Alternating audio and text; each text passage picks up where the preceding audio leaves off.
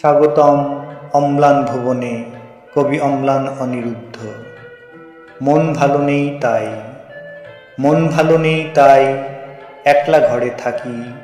মন ভালো নেই তাই নানান কথা ভাবি। মন ভালো নেই তাই গীতবিতান পড়ি।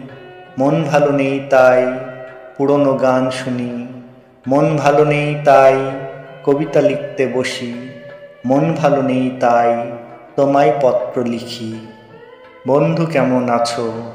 তোমার ইমেল পেলে মনটা ভালো হবে, কিংবা একটা SMS।